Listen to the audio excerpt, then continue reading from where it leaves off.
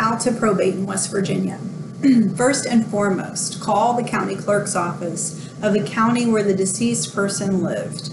Find out their procedures and ask if you need an appointment and how they accept payment. These things differ between the counties. You will most likely need a list of the beneficiaries or heirs and their mailing addresses, the original will, if one exists, and a copy of the death certificate. A list of assets. No need to report debts or loans or bills at this time, only assets in the deceased person's name. Make a list of the assets in their name only and a list of items held jointly or with the beneficiary. This includes any real estate, vehicles, accounts, investments, savings bonds, any checks coming in, and life insurance. If the clerk's office helps you file your appraisements, you will need amounts or values for these items as of the date of death. Payment for recording and probate fees are also required. The clerk most likely has deputies that specialize in probates, and they will help you through the process. It may be necessary in complicated situations to hire an attorney or a CPA. Once you have been appointed over an estate, the next step is the appraisement and non-probate inventory, but we'll get into those in a separate video. When the appraisement is filed, the estate is published in the local paper twice, allowing 60 days for creditors to file their claims.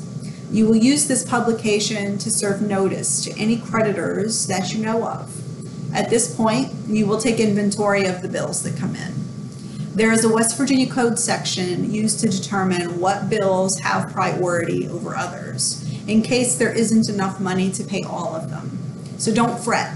Bills can only be paid out of what money exists in the deceased's name only. When the 60 days are over and all of the assets have been transferred or liquidated and the bills have all been paid, it's time to officially close the estate. This can happen as soon as the 60 days are over or many years later. It just all depends on the assets involved. If it takes longer than 1 year to complete, an annual accounting will need to be filed for each year. If you are ready to close for good, you can do so a couple of different ways. You may file a short form settlement or waiver of final settlement. This requires the signatures of all of the heirs or beneficiaries. Or you may file a report of receipts and disbursements or regular settlements. This is where you would list everything coming into the estate, and then what bills were paid, and finally how the leftover is being split between the heirs or beneficiaries.